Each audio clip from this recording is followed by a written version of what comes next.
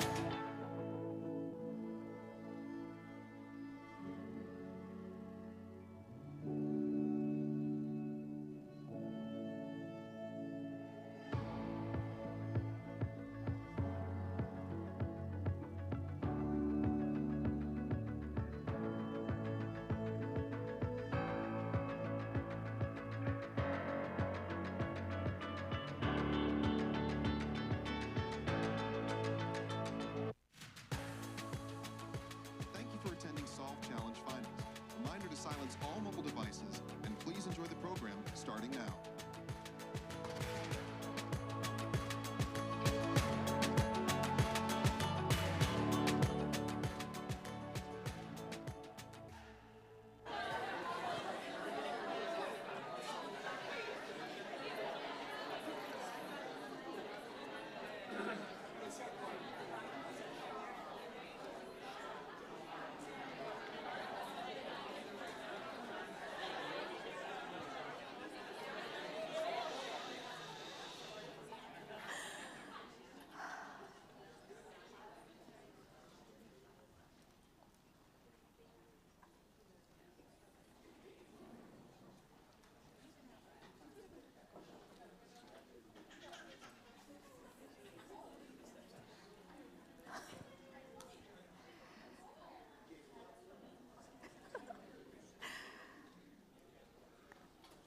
Okay.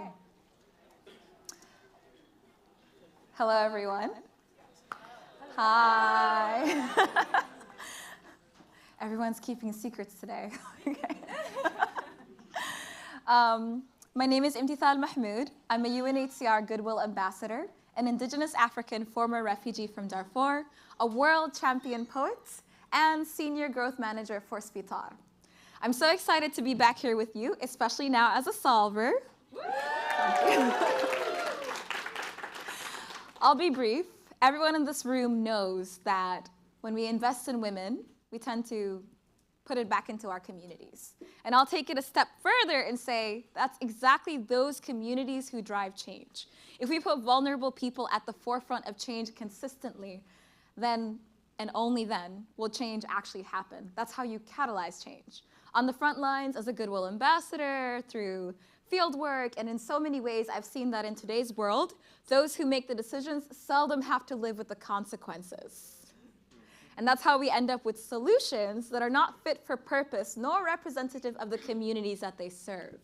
I think it's high time we turn that notion on its head.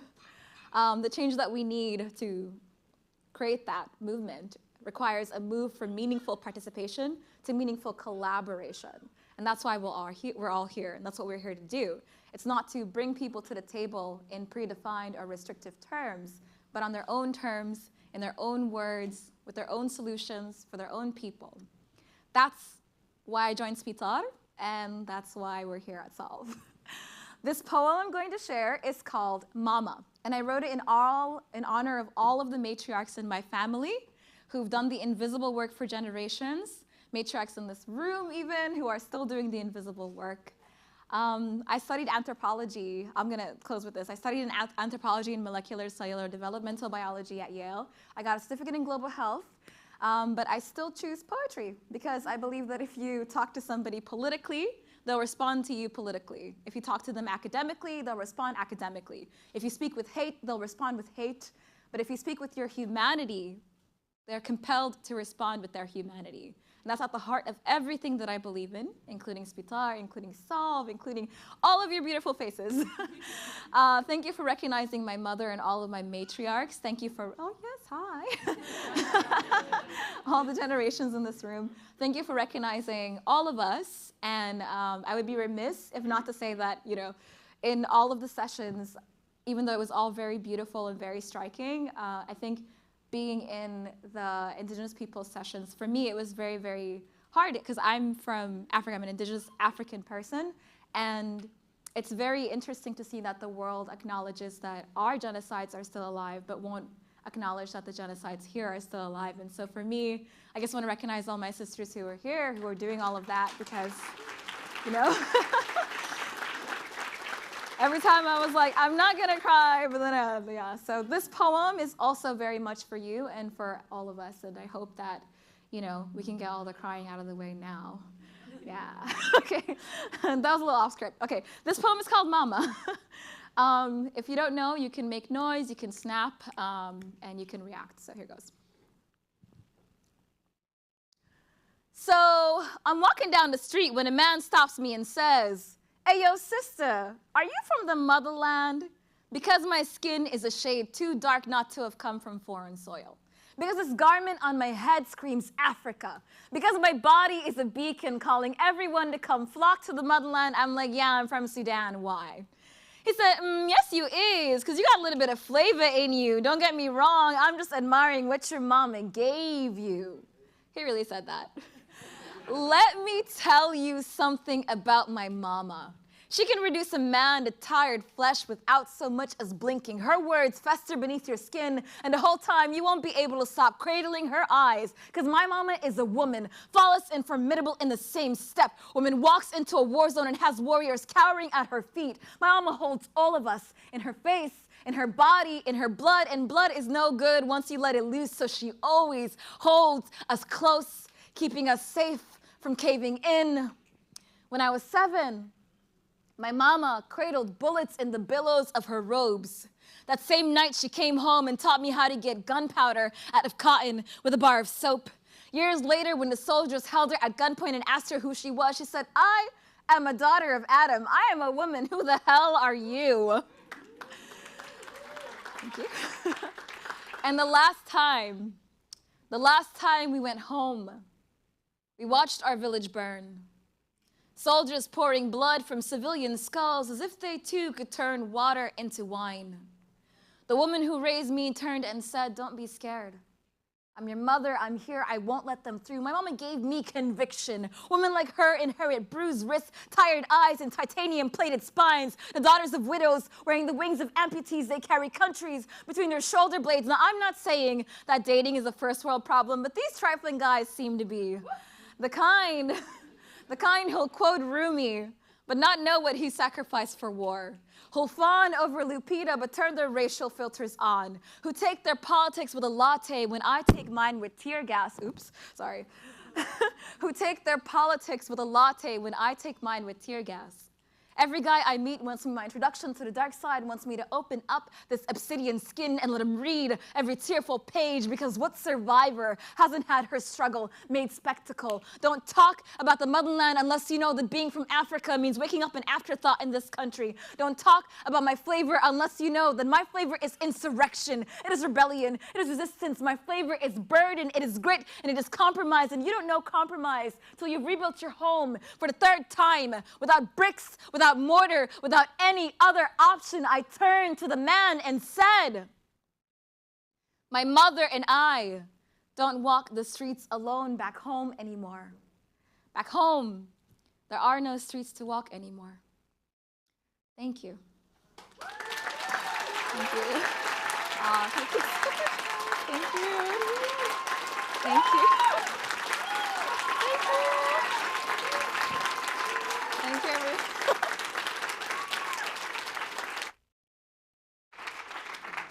Please welcome to the stage, Managing Director of Solve, Hila. Whoa. Oh, goodness, Emmy. From speaker to solver, she was a speaker for Solve at MIT in 2019, and just to have you back here on stage, Emmy, a red thread, for all of the refugee conversations that we've been having about their plight and their promise. So thank you, and hello, and welcome to the closing session of Solve Challenge Finals. So wonderful to have you here. How are you feeling? Yes. Evidence that things are bad abounds. Global warming, unstoppable. Gender equality regressing. Learning outcomes stalling. Wealth inequality deepening. Pandemic apparently never ending.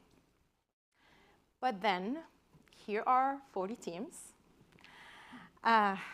It's impossible to hear your pitches, one after the other, in 3-minute increments of hope, and not feel like we're going to be okay. So here's to you.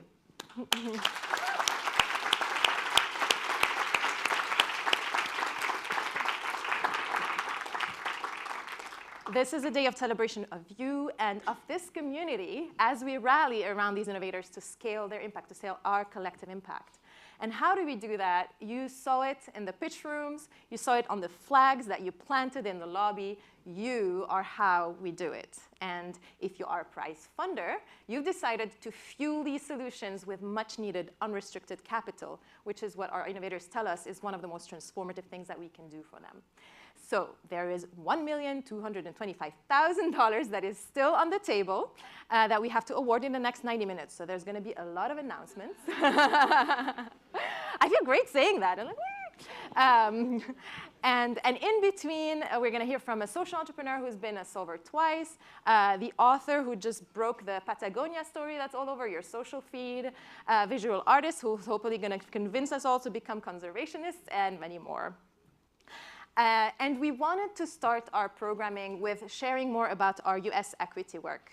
MIT is fundamentally a global institution, and MIT's mission is to bring knowledge to bear on the world's greatest challenges, and that extends obviously to the US. And Sol's work reflects that. So we're committed not only to working on challenges that affect underserved communities around the world, but also to uphold proximate innovators working for a more just society in the US. So let's watch a clip about this work.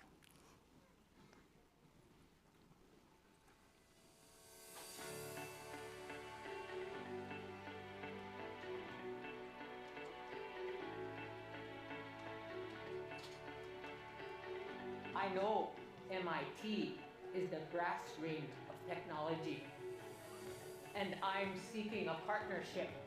I'm not content to go home with this globe. The rhetoric is over. In America, it's time for action. Following this call to action, MIT Solve launched the Indigenous Communities Fellowship in 2018.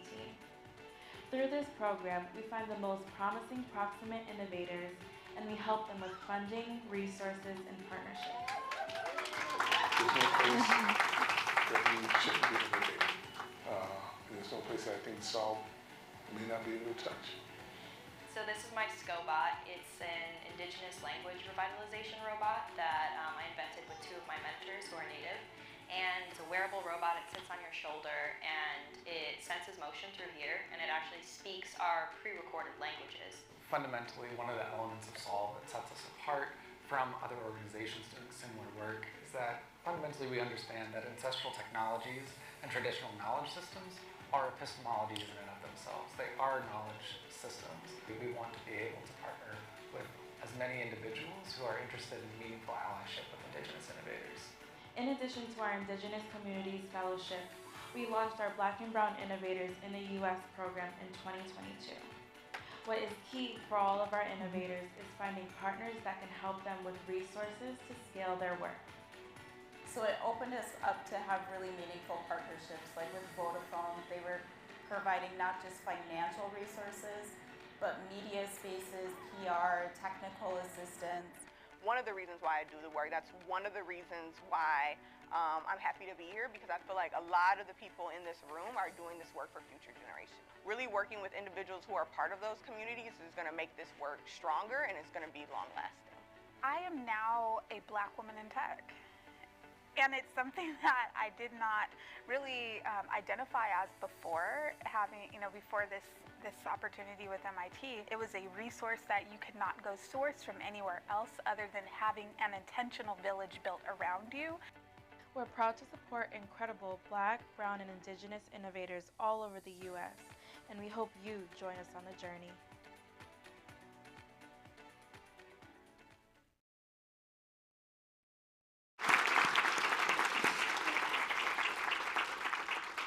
The Black and Brown Innovators in the US program just selected its first 6 innovators among our 40 Solver teams. And as part of this program, they'll receive, of course, the whole Solver program and the grants and the prizes, but also culturally responsive resources and support. So now it is my great pleasure to introduce our inaugural class of the Black and Brown Innovators. I'm going to ask you to stand up so that we can see you and congratulate you. Ava, Karina Care, Clean Energy Hubs, MedHall, Reassist, and Terjimli. Congratulations.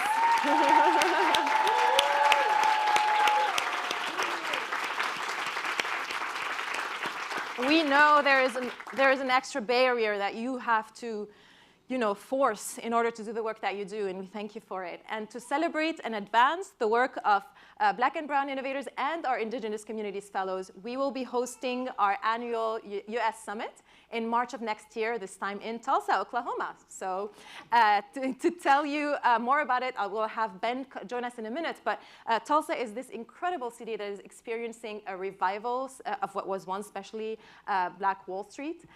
Oklahoma itself is home to many indigenous communities and indigenous innovation. We are really excited to join our communities together and delighted that the George Kaiser Family Foundation is supporting this work.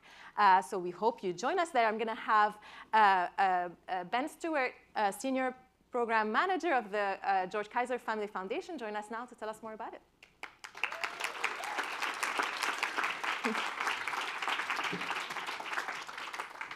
Thank you so much, Hila. My name is Ben Stewart. I work at the George Kaiser Family Foundation in Tulsa, and it's my honor to be here today to invite each of you to join us in Tulsa in March of 2023 for the U.S. Equity Summit.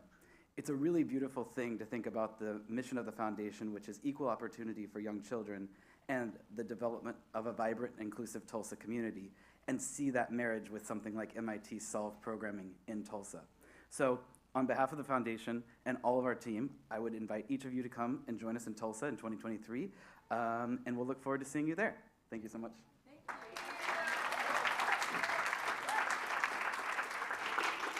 Okay, folks, now's the moment. I'm not gonna make you wait for longer. We're gonna have 2 prize announcements, and there's a lot on the table. So let's start to find out who's going home with the prizes.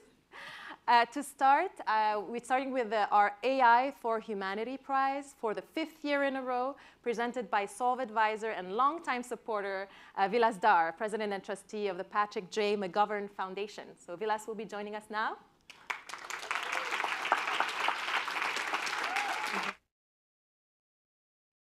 Hey, good afternoon, everyone. This is my favorite thing to do all week, every year. Thanks for having us. Oh my gosh, it's been an inspiring day.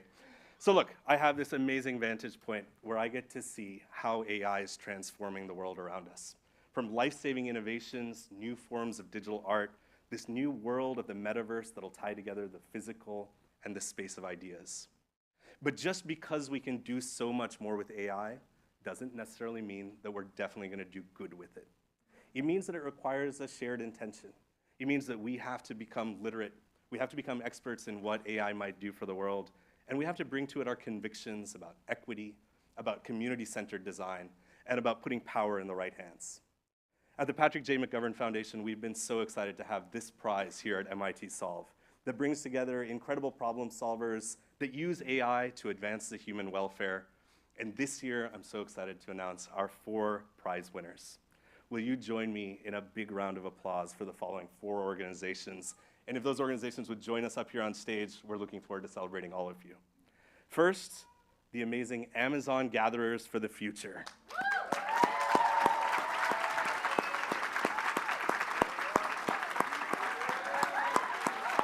Please.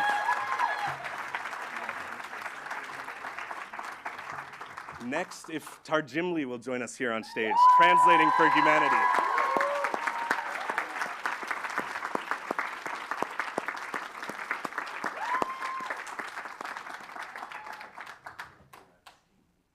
If I can ask Hibo, Inclusive Education for the Blind, to join us here on stage.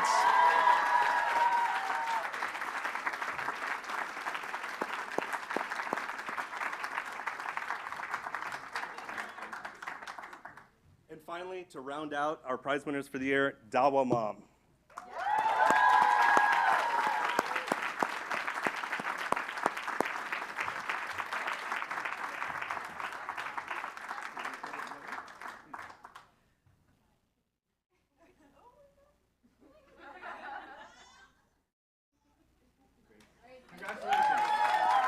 Thank you all. Okay, congrats. All right, up next, the Elevate Prize finalist is going to be presented by my former colleague, actually at Solve, and now Chief Impact Officer of the Elevate Prize Foundation, Matthew Miner.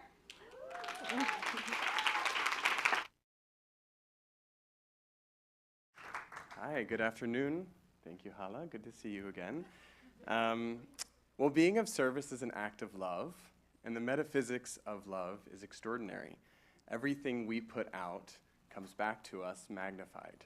That's why we created the Elevate Prize, to find extraordinary, purpose-driven leaders from all around the world, the best of the best, some of you here in this room, to resource them and amplify their impact, create a fan base for good, and ultimately ignite a chain reaction of giving and goodness on a global scale. In short, we want to make good famous. This year, the prize was open to current and past solver teams. 60 innovators submitted their solutions to the prize. And while it was difficult to narrow the pool, we've selected 3 finalists. And from here, one of them will be selected and announced along with our Elevate Prize winners in January 2023. The 3 finalists are, and if you're here, please come join me on stage, Tarjimli, translating for humanity, and in the Indigenized Energy Initiative,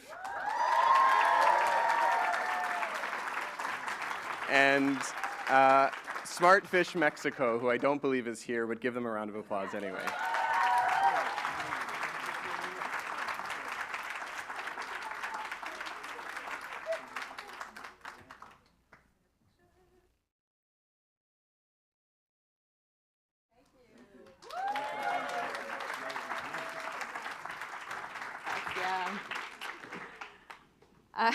Thank you. With the time we're in, health and pandemics is really always top of mind. So we thought it's important to hear from one of our own health innovators and 2-time solver, Hila Azazoi of Ada Health.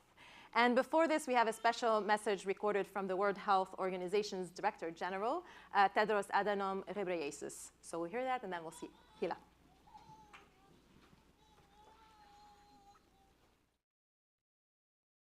And friends, I thank MIT Solve for the opportunity to share a few thoughts with you today on our common vision to harness the power of innovation to solve global challenges.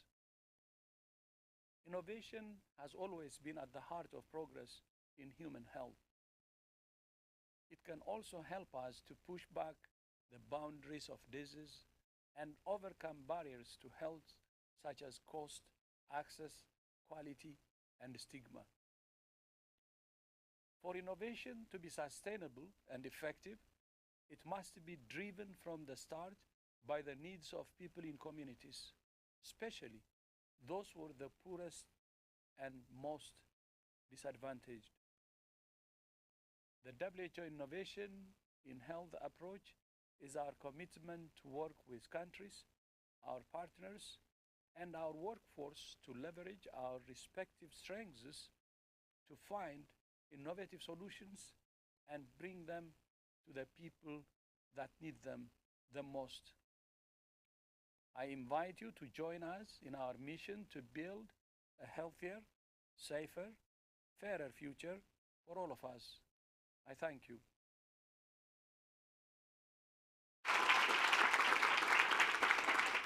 Now, please welcome to the stage Hila Azazoi, Managing Director, Global Health Initiative at Ada Health. Hila. Hello. How are you? Hi.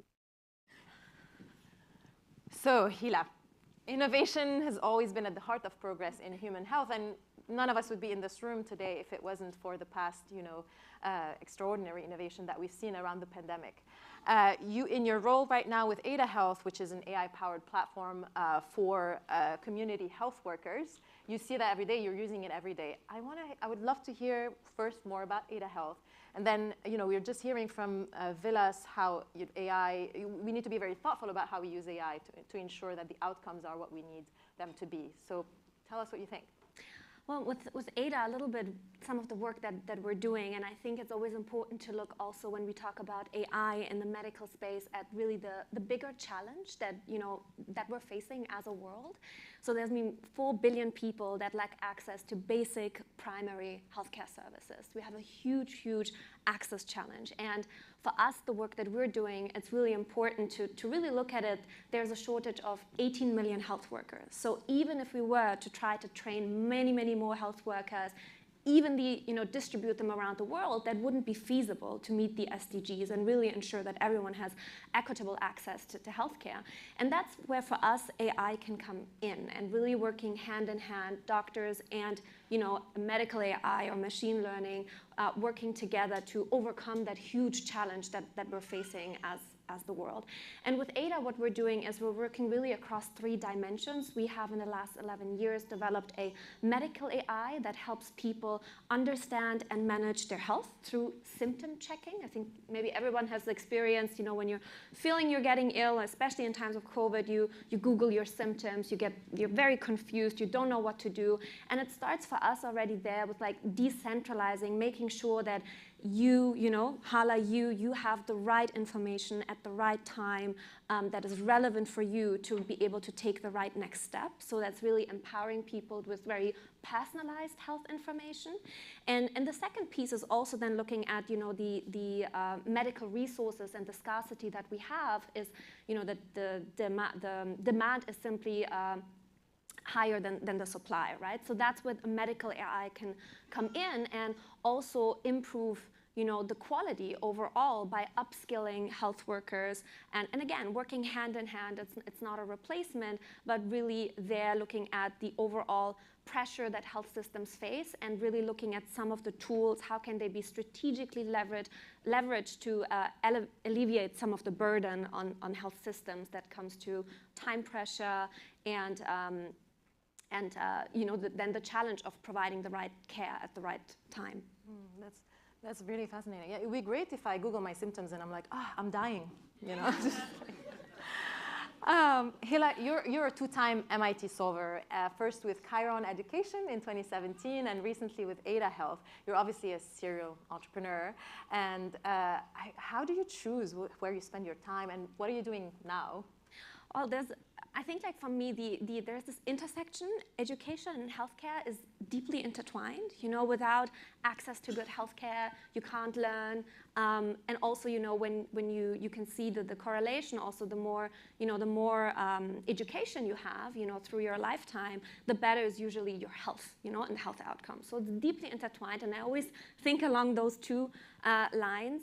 And one of the things that I'm currently focusing on, especially with kind of bringing those 2 elements together, is looking at it always also from a gender equity perspective. So again, also the disparities when it comes to women and girls in both of those areas are again the greatest, and how to overcome that. And how I divide my time is I just try to do.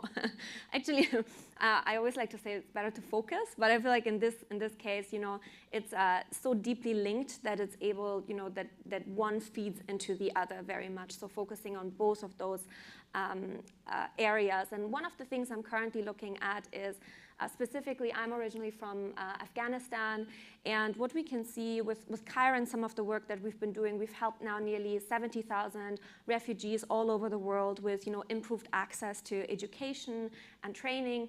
And what we can see now is that, again, innovation and technology are incredibly powerful when it comes to settings that are resource constrained, and especially when there is any type of political change. So for example, in Afghanistan, it's the only country in the world where girls and women are barred, or girls, from secondary education. So you have 1 million girls that 1 year have been already now out of school.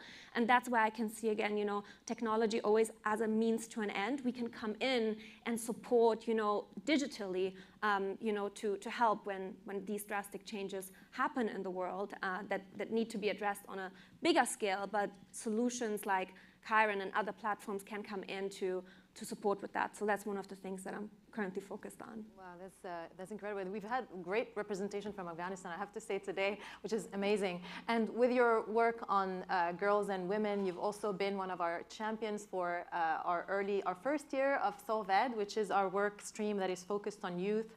And you were one of our judges for the first Solved Youth Innovation Challenge last year. Would love to hear your advice, first of all, for the next generation of innovators, and also what you can share about the future of Solved that you've been involved with.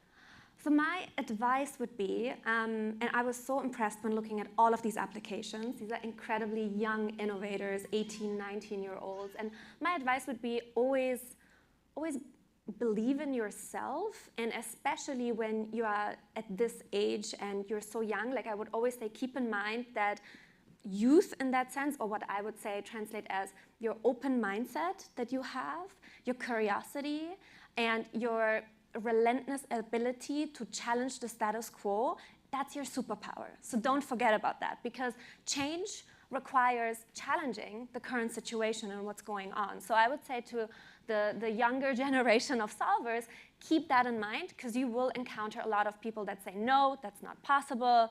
You know, how is this supposed to work? And you just got to follow that path. And when you've identified what that path is, my advice is focus, focus on that, and never also stop listening to your community, to your team. Keep that open mindset, like not just in your 20s, lifelong, ideally, So that would be my advice, and yeah. And thank you so much. And did you want to talk about the challenge that is opening up? Yeah, so I'm super excited also to announce that there's going to be a second Solve Ed Youth Innovation Challenge. And like I said, I do believe young people are the catalyst, for change and innovation in their communities, in the world. And Solve Ed sparks that sense of, inspiring young people to do that, and provides also the support through mentorship, through, prizes that have been announced today to really accelerate that. And yeah, I'm super excited that there will be, another round of that, and there will be 10 most promising solutions and problem solvers selected throughout the next few months. And yeah, so I can only encourage, if you have an idea, apply, come forward with that. I was lucky to be twice kind of in the solver community, and it's a brilliant network to help you with, get your change started. Thank you so much, Hila. We could go on, and really appreciate everything that you do with us, and glad that the Solve community was useful for you as well. So for Solve Ed Youth Innovation Challenge, it's open until January 24th, 2023. If you know anyone under the age of 24, encourage them to apply. We're really looking forward to working with the next generation of innovators. Thank you so much, Hila. Thank you. Thank you. Good to see you. You're amazing. All right, now on to another couple of prizes. First, announcing the GSR Prize, Chief Risk Officer and Managing Director at GSR, Jonathan Laughlin.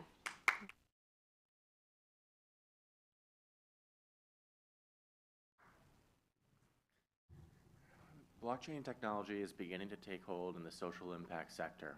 Its key properties enable solutions with vastly improved access, trust, and democratization, with applications to financial inclusion, ethical supply chain management, better governance, and more.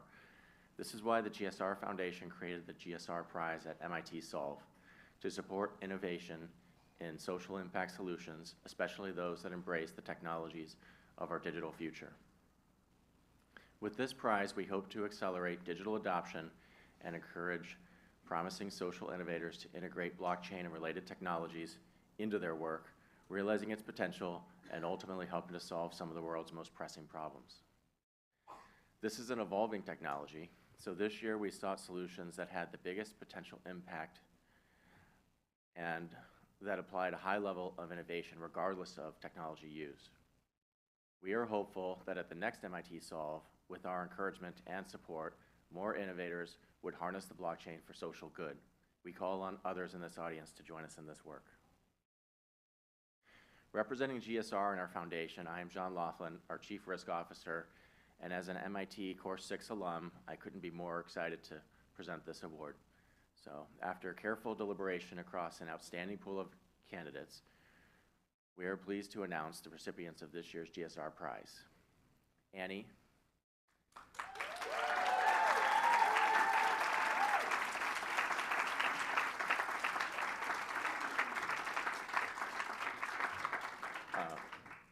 Micro-tile panels.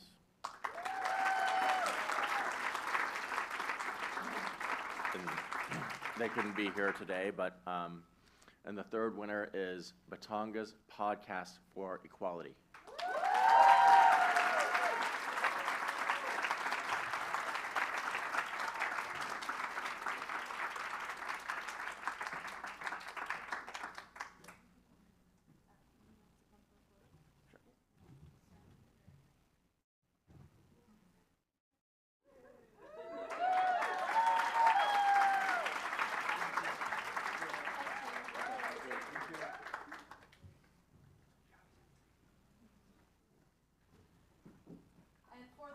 Proof Prize, Women's Leadership Solutions, Chief Sales Officer at Living Proof, Katie Glowski.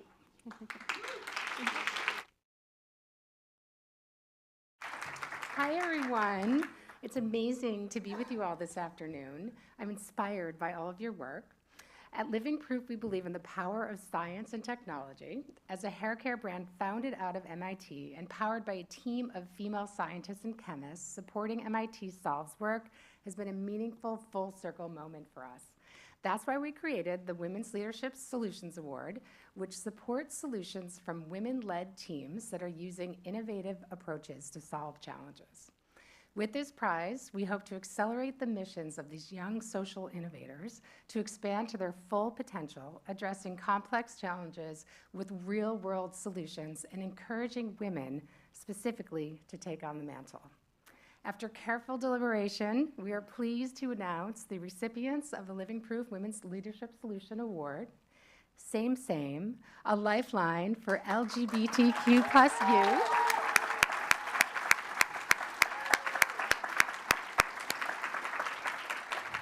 And our second award goes to La Coup Caju, Accessible Science Curriculum for Haitian Students.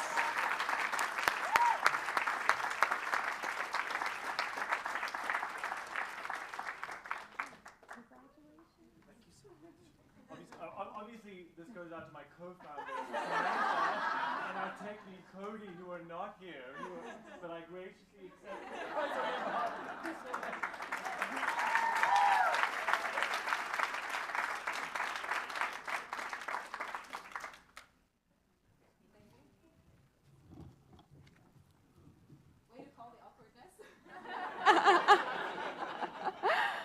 All right, what's next? For the incoming segment, please welcome back my colleague Alex Amoyel, Executive Director of Solve. Hi, everyone. What a great day so far. And we still have some fantastic speakers and artists to hear from and a few more prizes. So it's not over yet, and then we get to have drinks. So that's great. In addition to our global challenges, Solve works with our clients year-round to launch custom challenges. These custom challenges give corporations, foundations, and institutions the opportunity to design a challenge specific to their thematic area of interest, geography, or timeline using Solve's open innovation platform, methodology, and community. And to date, I'm really happy to say we've run over 30 custom challenges, 25 clients, such as these people, received submissions from over 6,200 innovators from all around the world, selected over 180 innovators, and catalyzed over $30 million in prize funding to advance their solutions. And one of our clients for this work is the Caterpillar Foundation. Finally joining us in person is Asha Varghese, president of the Caterpillar Foundation. Asha, welcome.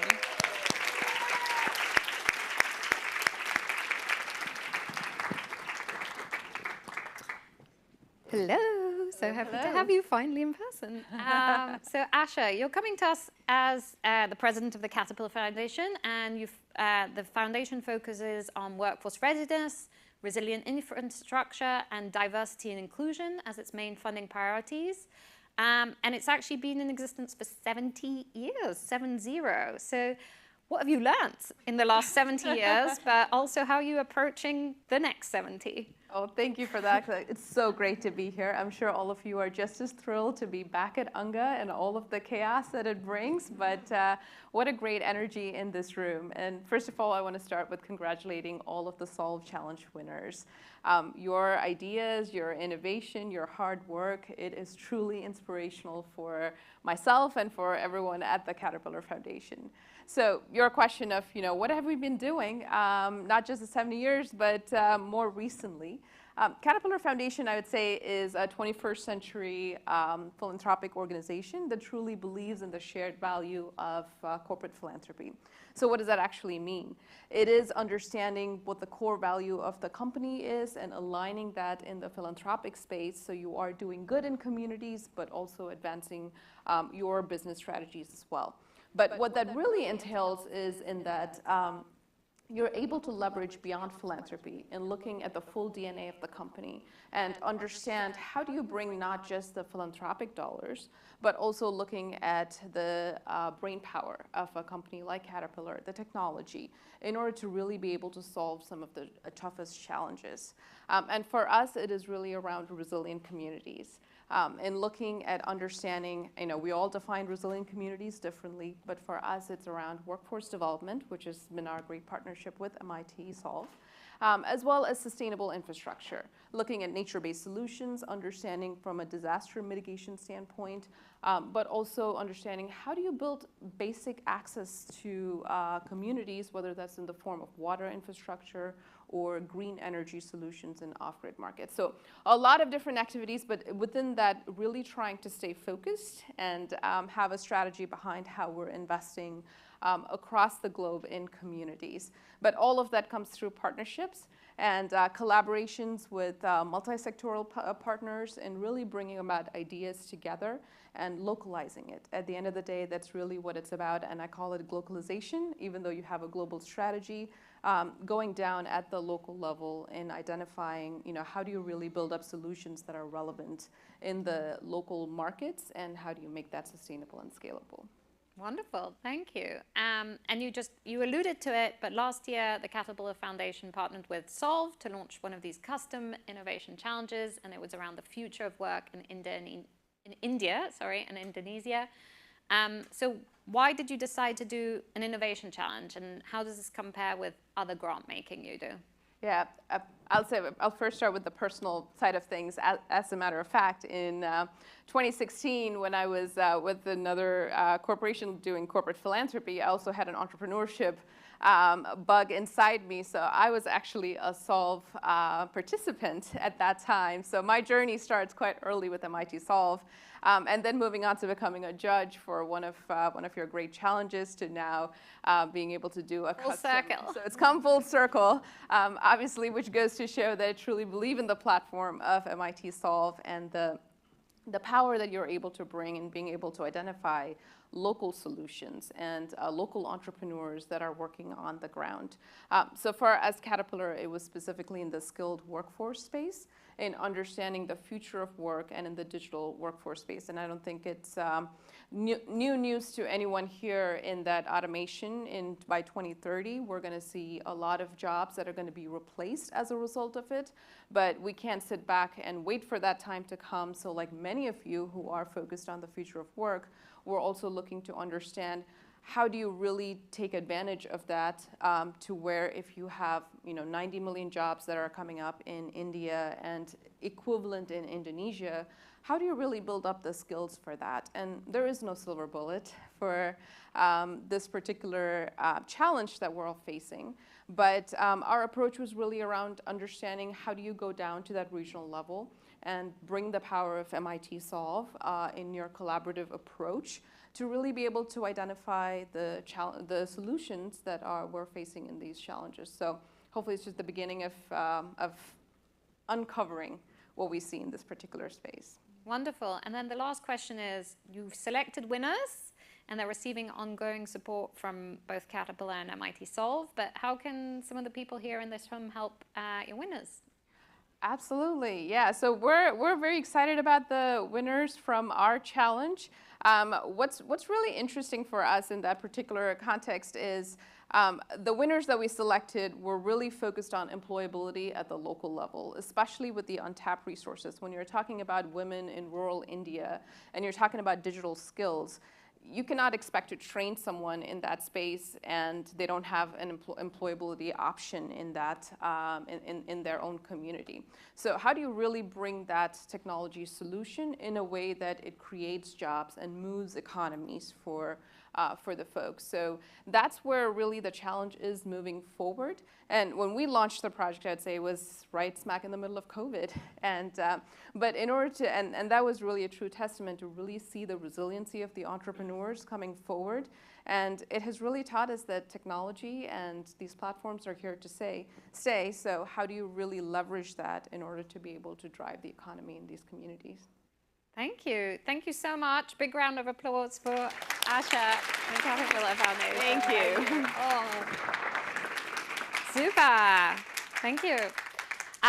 So we have a next prize, and that's from Heifer International, and they selected 2 solver teams from the 20 and 21 classes who aren't with us today. So we'll now hear it via video from Adesua Efedi, Senior Vice President of Africa Programs at Heifer International, announcing the Heifer International Prize for Innovations for Smallholder Agriculture.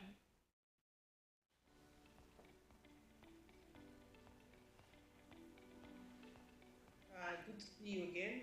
Same thing with you, Naledi. Well, we decided to set up this call because I needed to pass across a very important message to both of you at this stage of the competition. I do not actually have any further questions, but I thought it was very important that we're all on the call and we have the opportunity to announce to both of you that you have been selected as the winners of the Heifer Prize. Oh, fantastic. So, congratulations to you and your team. It was a very easy decision. There are lots of other interesting teams who also applied, and we spent a lot of time digging into the importance and relevance of your work to smallholder farmers and the alignment of that work to the work that we do as Heifer, and we're really excited to announce you as the winner of the Heifer Prize for 2022. So big congratulations to you. And we look forward to spending time to know more about what you're doing and see how we can connect your work to the farmers that we've been serving across the continent. That's wonderful. Thank you so much. This is amazing. Yay!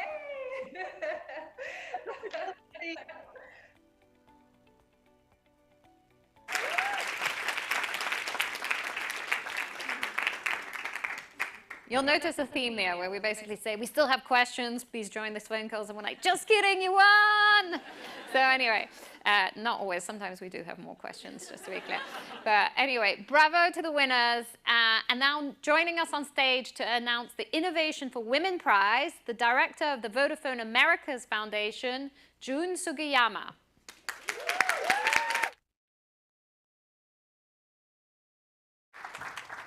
Thank you, Alex.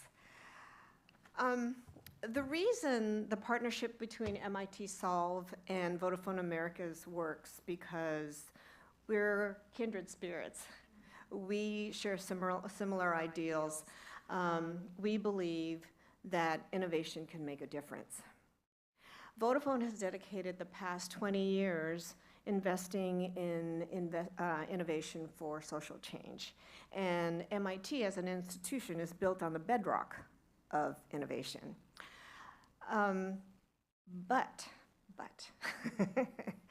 as the conversations throughout the day have shown, innovation by itself really doesn't do much. But passion along with innovation can truly make a difference, and we believe that.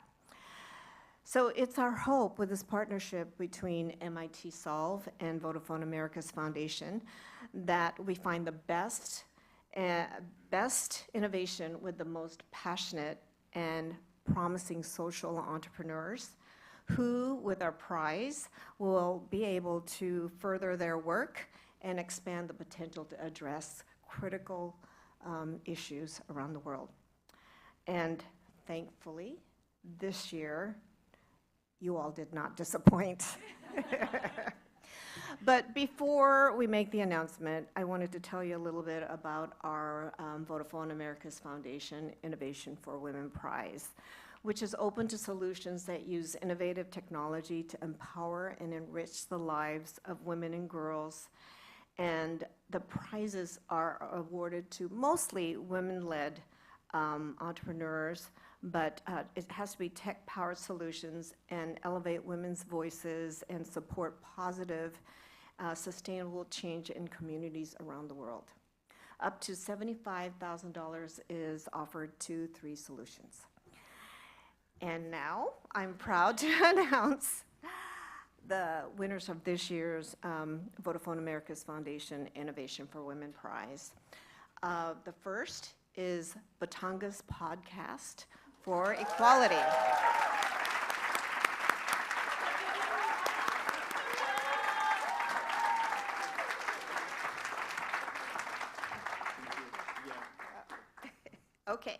And the second is Kidogo.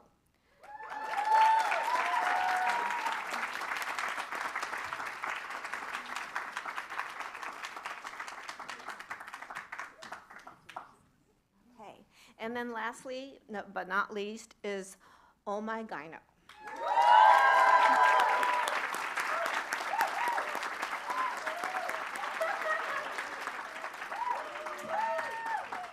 So, oh, I'm so sorry. And congratulations and best wishes to you all. Okay. Oh.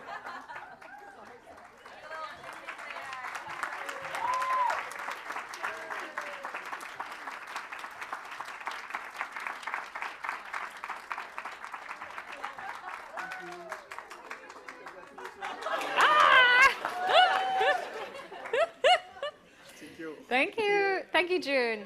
And now it is my pleasure to introduce a conversation moderated by David Gallis, author and climate reporter for the New York Times, with Maura Pali, executive director of the Blackstone Charitable Foundation, and Hina Baluch, executive director, sustainability and environment at General Motors. Thank you.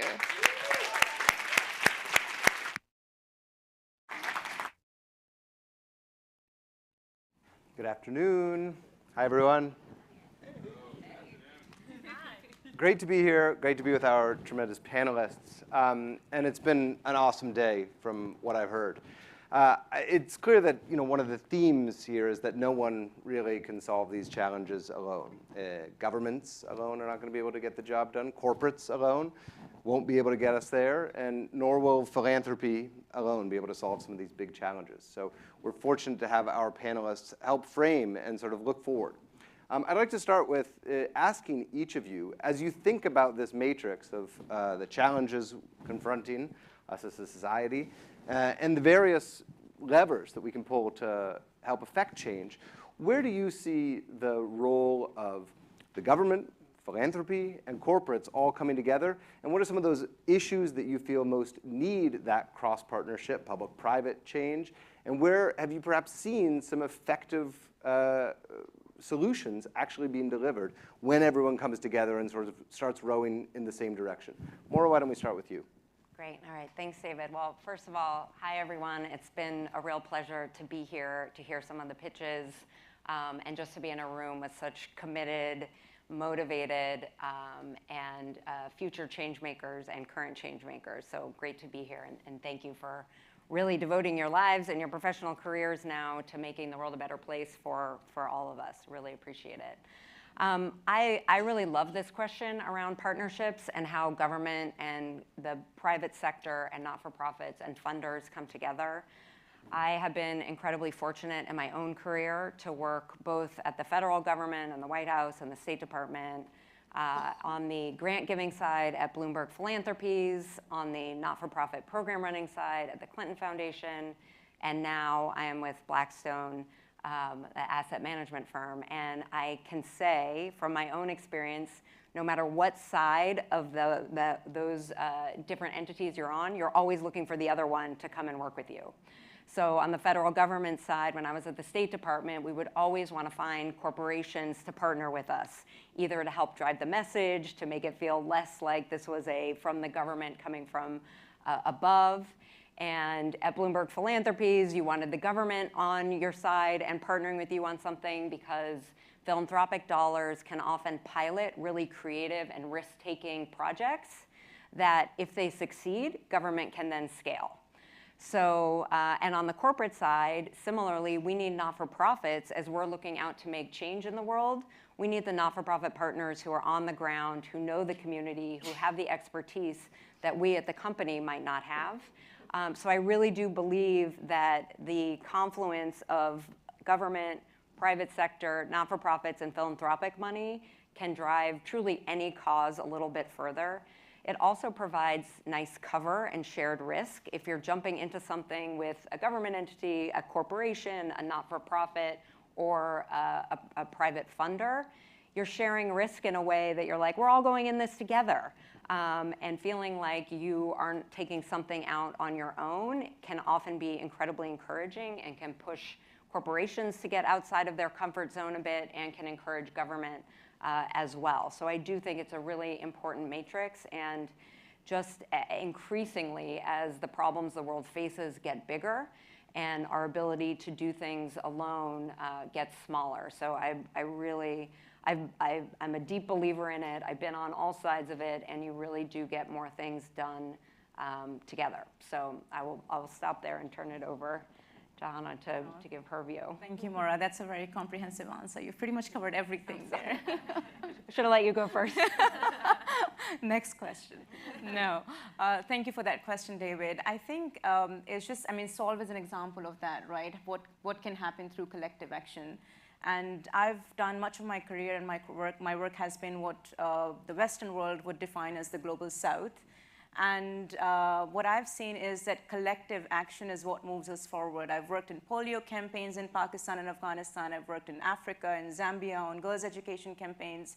I've worked in girls' education campaigns in Pakistan and Afghanistan. And what's been interesting for me is that there's always this, and don't mind me saying this, there's always this sort of a hero narrative that the West sometimes tries to drive. And what you realize that the true action or the true work happens when you're working and partnering with grassroots innovators and grassroots organization and people who truly understand the context and the society that they are coming from, and that's where the best solutions come from. So I think, again, Solve is a great example of that, but I think it's a collective action where we have the most power. And David, you and I were talking about your upcoming book. I'm doing free promotion for you here. That's not what I thought you were going to say. On Jack Welch, and I was telling David that in Pakistan, I went to a business school and I spent our entire time in college, professors really driving this hero narrative about Jack Welch and the guru that he was. And I see that sort of a continuous theme. We want another hero to come solve the problem. It'll be a philanthropist this time, maybe a technologist, maybe someone from the corporate world. And I think what we really miss out is what Ursula Le Guin, who's a very well-known, excellent, I think perhaps, an author, but also I would call her the climate scientist of our time. She calls it the carrier bag theory, that you have to, the solutions are across the different eras and across the different geographies and across different people. And sort of this importance of savior complex and toppling the hero narrative is very, very important. So I would say, sticking to your theme there, David, that really toppling the hero narrative and focusing on the collective action. And I would just add one thing here, specifically the theme or the topic that I work with a lot or tackle with a lot is climate action. And I think that's specifically an area where we have to come together, whether it is foundation, the corporate world, the governments, because we can see the impact of what's happening around the world. And specifically, we can see the impact of it in the global South. And I feel that specifically that challenge is so big for us that we all need to come together. And because I have a Persian background and I cannot finish a sentence without inserting a poem, there's a poet, there's a Persian-American poet, Kaveh Akbar, free promotion for him there too. And he talks about, there's a line from his poetry where he says that, Mahar cheez ra bayad az dast dade bashim, az dast dadim. He says that we have lost whatever we could have lost. And now it's really time to sort of come together as a world and find a solution for these problems. I'm going to let you keep going. You're doing it. Yeah. I didn't think you were going to mention the book, but thank you. But when you said we were talking about something earlier, I thought you were going to mention what was happening in Pakistan right now in the wake of these devastating floods. And it makes me wonder how, even when people are moving in the same direction, even if we can get governments and nonprofits and corporates on the same page, how do we keep their attention focused on a situation like Pakistan, which is going to take years and years to recover from, when we're already seeing another disaster in the global South as we sit here right now in this beautiful hotel, as Puerto Rico has no power right now. And that's a U.S. territory. What is your recommendation, having thought about this so much, about how we can actually not just sort of get people's attention focused there briefly, but keep it there to make the kind of enduring progress we need? Yeah, and David, I said to you, if you make me talk about this topic, I'm going to start crying. So, so forgive me there. But I think I would say very, very strong push on accountability from the West is what's going to really talking about solving the problem, right? And Pakistan is a 1% emitter of the world, is 1/3 of the country is underwater, 33 million climate refugees, 1,100 people dead. So I think in terms of what is a solution is how I would see this, and one big part of the solution would be holding the Western governments and the countries accountable, and really talking about, like in the case of Pakistan, there is a huge IMF debt on the country, right? So, can we talk about a campaign that says cancel debt? So, focusing a little bit on really true advocacy coming from all corners, including the Western countries, because again, no matter whether you're West or South, you're a part of the same planet, so solution has to come from the West as well. Well, thank you. And in all honesty, do not buy my book, Donate to Pakistan Flood Relief. In all seriousness, everyone in this room who can should. All right. Maura, yeah, really, we're thinking about you. Maura, I've covered corporations and philanthropy for a long time now, and with all respect, sometimes there are legitimate concerns about greenwashing. That corporations are out there and they'll have a foundation and it's trying to do some good or spin up some good headlines, but at the end of the day, it's overshadowed by what the corporation itself is doing. As you take this new job at the Blackstone Charitable Foundation, how are you making sure what you're doing is not greenwashing? And how do you think about the work you're doing as it relates to the broader work that the corporate sector can do in trying to address some of these really serious challenges? Completely fair question, and I appreciate your asking it. I think corporate philanthropy has come quite a ways, I would say over the past decade, but really in the last 5 years, where a corporate foundation really could sit over on the side and do good work, but remain really disconnected from the company. I think now the most successful corporate foundations are integral within the company, align with what the company does, and complements the work of the company. So I'll give you the example of Blackstone. Our corporate foundation focuses on economic opportunity and career mobility. On the foundation side, we run a program called Launchpad, which teaches entrepreneurship skills to college students across the US, with the idea that those skills are applicable in any career, and people who have great entrepreneurial skills will be set up for success in life in any career that they choose. And we do this in community colleges and minority-serving institutions. We also contribute to not-for-profit organizations that do job training, workforce development in underserved communities. That's all very good, but what's more full within the company is that on our for-profit side, for those who don't know, Blackstone is an asset management firm. It's a private equity firm. So we invest in and we own a number of companies, specifically over 200 companies across the world, which employ over 500,000 people. So when we make changes on our portfolio companies, it does have quite a significant impact. And 2 years ago, we launched a program called Career Pathways, which helps our portfolio companies develop more diverse workforces and career mobility for those untapped talent that companies are now better prepared to welcome and set up for success. So we both work on the corporate side of getting companies to be better positioned to increase their diverse workforces, which is incredibly important for company success. We believe that that drives better performing companies and ultimately drives better performance for our investors. And then to complement that with what we're doing on the philanthropic side, which is increasing the supply of untapped talent from minority communities and underserved communities who can then reach these jobs where we have actually been working with the companies to set them up for success. So I think that's one example of a corporate foundation working in complement to what the for-profit side is doing. And I think truly the best corporate philanthropies are doing something along those lines and really figuring out how to leverage the social impact of the corporate side with the foundation side, and less disconnected and sort of doing nice grant making separate and apart. And we also really do leverage our Blackstone employees and talent, both for not-for-profits, but also in whatever social impact we're driving on the company side. So I do think it is really important for the two to be well integrated. Thank you for that. Well, Hina, on the corporate side, we know where your passion is right now. We also know that your job is now as head of sustainability environment at General Motors.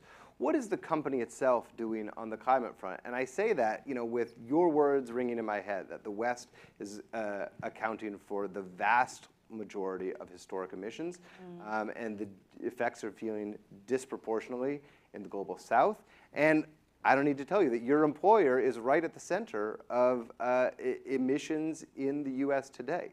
The vast majority of the cars you still sell are internal combustion engines.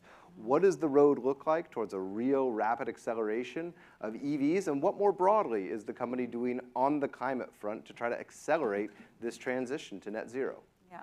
So I would say a big part of our strategy at General Motors for climate, and specifically the work that I work on, is focused on equity. So how do we make sure that we have an active understanding that not all communities, not all income groups, not all genders are affected equally by climate change, as we talked about that a little bit earlier too.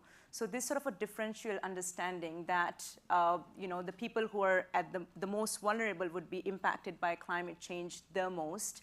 And then how are we making sure that our climate policies are equity driven, not just equality driven, but also equity driven. And specifically, we've launched at General Motors a program that's called Equitable Climate Action, that's focused on 4 specific areas. One is around workforce transition. As you know, there is a GM employs hundreds and thousands of people. So how do you make sure that your workforce is transitioning as you're moving towards an all-electric future? So how do you have the right kind of workforce programs, but then also are working with grassroots organizations to train the future of work? The second important area of that, EV access. So we know that for the longest time, EVs have been, for the bros and the dudes and a cool car, and it's been very limited in who can actually access EVs. And for us, a center part of our strategy has been how do you make EVs accessible and inclusive and equitable for all types of people. So whatever price range you are working with, you should be able to afford an EV car. The second or the third part of, the Equitable Climate Action Plan that we have is around infrastructure equity. We know that, again, the biggest focus of charging stations have been affluent income areas. Is thousands of acres or miles of charging deserts in the US. There is really no plan for multi-dwelling households. How do you make charging affordable for those regions? So really sort of making sure there is access to charging infrastructure. And lastly, and I think an aspect that's very close to me based off of my life experience, work experience, is the $50 million Climate Equity Fund, where we are partnering with grassroots organizations, whether they're training future EV technicians, or they're working with other women-focused, minority-focused organizations to really invest directly into the communities. So I would say specifically our work in GM has been focused on making sure that all of our climate work is not just equality-focused, but also equity-focused. And I'll crack a small joke here. My friend always tells me, I go out on dates, should I be paying as much as the guy pays, or is it a 50-50, at the dinner table? And I said, no. Unless women don't get paid equally, there isn't a 50-50. So maybe let's agree on a 70-30 for our generation of women, and then the next generation can do 50-50. So just explaining equity in the simple terms. Excellent advice. Maura, let's talk a bit about how ESG, sustainability, is showing up inside Blackstone. One of the themes I've been covering at the New York Times for the last several months is this growing pushback to ESG and sustainability, especially at financial firms. People often confuse Blackstone with BlackRock. We're not talking about the pushback against BlackRock. I certainly know the difference. Nonetheless, I have to believe that given the diverse nature of your LPs, given the high profile of many of your portfolio companies, some of these concerns have to be showing up. I spoke with your colleague Gene Rogers just a couple weeks ago about the degree to which Blackstone was still committed to ESG and sustainability in light of a growing movement pushing back on some of these issues. Where does the firm stand right now? What does it look like as you think about actually implementing net zero goals at your companies in terms of driving some of these ideals down into the businesses? Well, I'm at the charitable foundation, which is separate from the business, but I can say it is absolutely integral to the firm to be committed to climate transition. So since 2019, the firm has invested approximately $16 billion in investments which we believe are consistent with energy transition. I think that's a really impressive commitment, and we do that because we absolutely believe that companies who are pushing towards climate change solutions drive values for our investors. And we are committed to partnering with our portfolio companies to also continue a transition. We work very closely with them in support of those goals, and we have made a significant commitment to target a 15% emissions reduction in the companies that we are investing in globally, which we have energy usage control over. So we have really put ourselves out there and do believe that we have a great responsibility as such a big investor with so many portfolio companies, but we also believe this is where return for our investors come. This is the future. Over the next decade, we see opportunities for investments around $100 billion in companies that are addressing climate change solutions and driving the energy transition. So it is both something we are committed to because we believe that it drives effectiveness of companies and results for our investors. I can smell the makings of future Solve finalists right there. I could happily keep going with this conversation, but we are unfortunately out of time. So my thanks to Maura and Hina, and I'm going to leave it with Hina, who's got a little more work to do on this stage. Thank you all.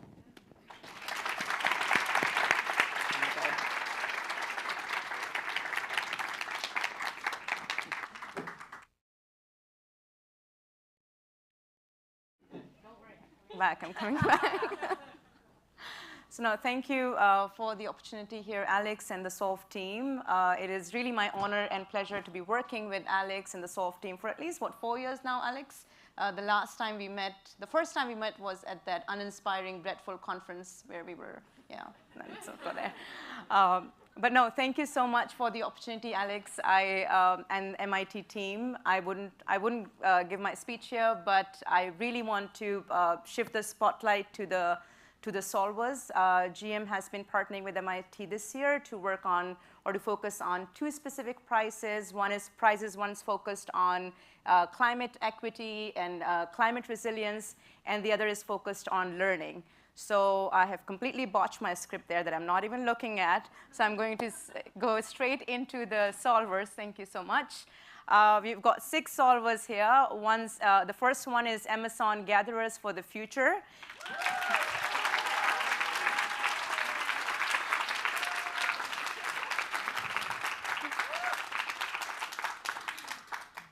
And you're working on the important projects around timber-free, non-timber forest projects. And actually in Pakistan also that's a very important topic because in some of the valleys timber smuggling has been fueling a lot of war. So it's a very, very important area that you're working on. Thank you. We also have Mako tile panels that are using agricultural waste to make solar panels.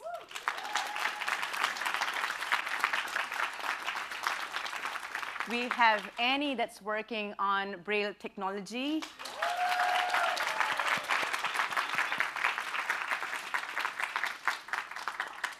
We also have Kibo that's working on inclusive education for the blind.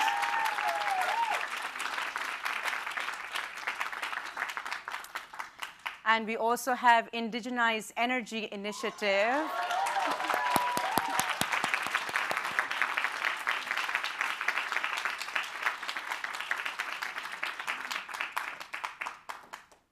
And the last one here is Mana Mama, which is working on maternal health in Turtle Island.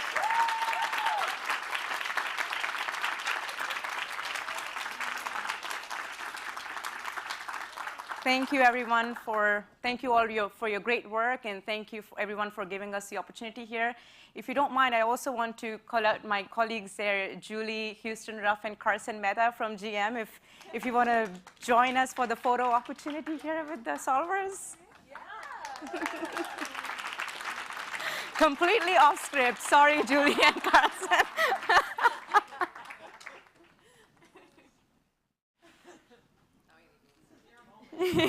I would be amiss, thank you, too, with these great solvers, yes.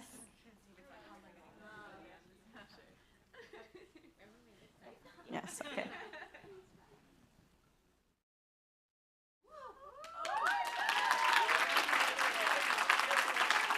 Congratulations, thank you, thank you, thank you, congratulations, thank you, thank you.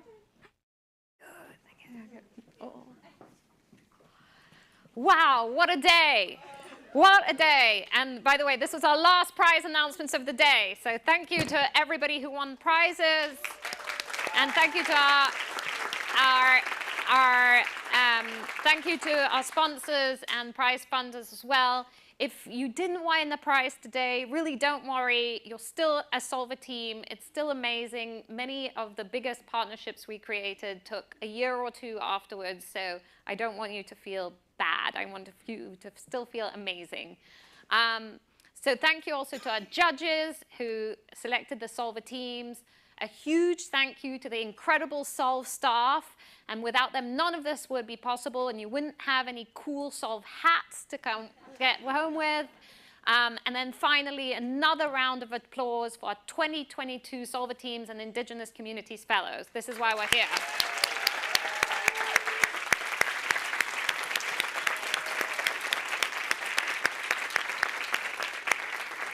This is not the end of the journey, but just the beginning. It's the beginning of a 9-month journey, and we need your support. So connect with the Solver teams after this event today. Follow up to form partnerships that can help scale their work. These connections are what make Solve work. Without connections and partnership, there's no point in solving. We formed 600 of those partnerships over the past 5 years, and as I mentioned this morning, over $60 million catalyzed. So we know you can do this. We know the Solve community is hard at work, and I'm asking you to continue or start with us. So consider volunteering your time with us as a mentor, donating to the Solve Annual Fund or to Solve Innovation Future, running your own custom challenge, or becoming a sponsor or supporting a prize for our global challenges. Speaking of challenges, we're already shaping up our 2023, can you believe it, global challenges, because there's not a second to lose. And we've been speaking to MIT faculty, to cross-sector leaders such as yourself, to people who are already in our network, and we'll continue to develop these themes over the next few months so that they're ready to launch in February 2023. But without further ado, you're the first to hear these. The 2022 themes that we'll work on are around civic education, health in conflict and disaster zones, housing and resilience, financial inclusion, and our Indigenous Communities Fellowship, which will now cover both the US and Canada. So, yay!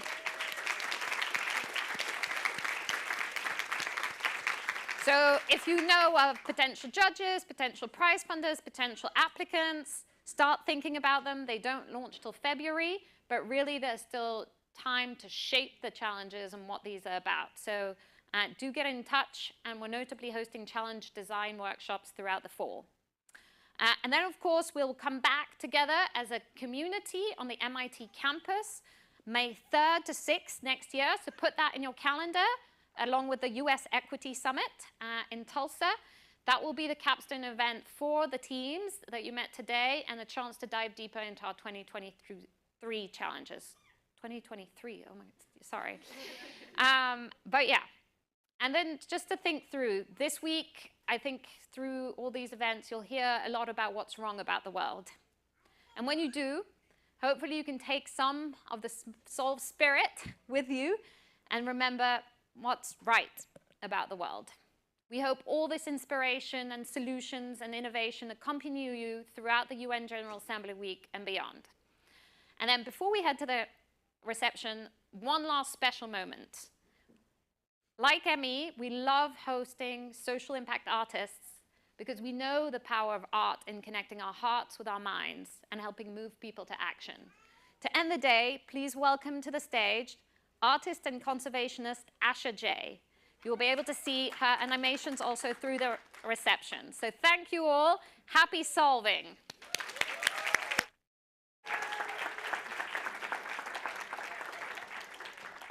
I'm going to start this with asking all of you to take one deep, intentional breath with me. So here we go. And that is essentially what I'm trying to cultivate with my work, a sense of being and a sense of oneness. So I started this company called Hennessy, and that is a blockchain platform aiming to bring transparency into impact allocations, particularly as it pertains to corporate social responsibility and anything to do with ESG commitments. So how did I get on this journey? It's because we often turn a blind eye to things that are clearly within our sight. And the reason that happens is because we don't know how to extend ourselves to the world around us. We're not catalyzed in real time, and we also lack end-to-end transparency once we've been catalyzed. So we donate to something, we participate in something, but we don't know what the cumulative impact can result in because none of us see that in true motion. And so I think we are a society built on moments that don't add any momentum. And that's really what we need to cultivate.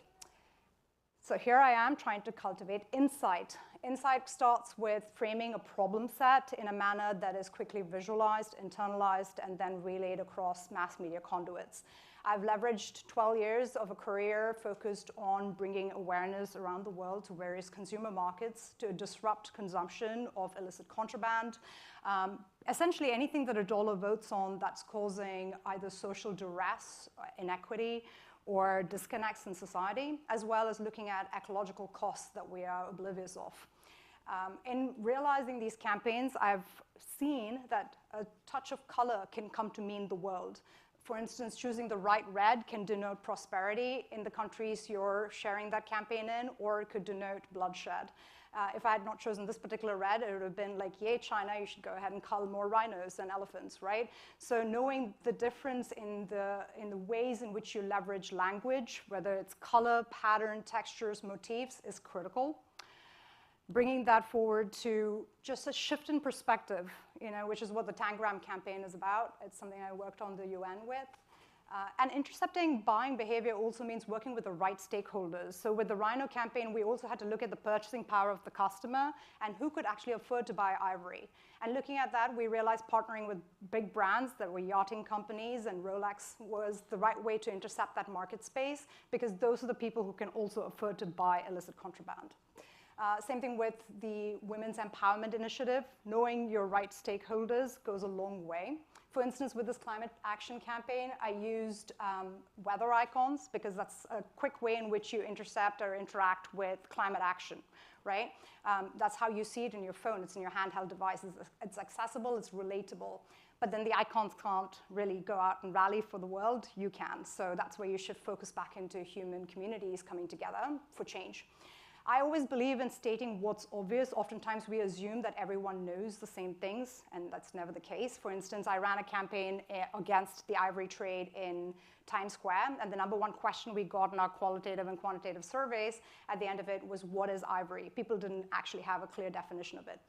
So I would say always explain the obvious thing, and then embed emotional triggers, because as much as we'd like to believe that we're creatures of reason, we wouldn't be in a climate crisis if we were and we understood data. So we're clearly emotional beings that follow our feelings.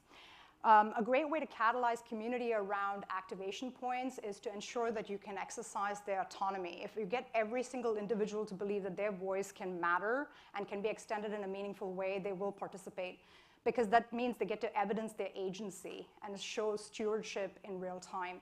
It also creates a sense of relatedness and a sense of tribalism, because everyone's showing up for the same purpose. So this particular animation, you'll see it during the reception, but I created this with WWF and Whiskers, and the way we did this was to look at the fact that 14 different habitats across 14 different countries had to come together to promote twice the tiger number in the wild. And I realized that humans, rural farmers especially, tend to sign legal deeds and documentation with thumb impressions. And just as an identity is signified through an imprint of your thumb, a tiger's stripes is unique to a tiger. And so it was a 1:1 ratio where we wanted people to give up 1 acre of land for 1 tiger to find a sense of home in it. And so we had a Thumbs Up for Tiger campaign, because the way Western society understands thumbs up is through a like button, but the way most of the Asian countries could participate was by giving up their land rights. So compensation meant something, but they still felt like they were making a sacrifice. However, social currency validates a sense of true community stewardship. And so in being part of a bigger narrative arc, you don't feel like you're doing an individual action. You feel like you're part of this much larger fabric of change where your participation is quintessential in taking that story forward. I would say, the best way to frame most conversations is around bringing it back to self-interest, because we ultimately take action because it affects us. And if we were to show that every one of the environmental and societal costs that are currently being incurred, which it is, boomeranging back on our own well-being and our own health, and the health and well-being of our loved ones, we're likely to take immediate action. So I say, look to the magic in the world around you, see the connections that lie all around you, and feel that sense of breath and unity that you first experienced when we got together. Thank you.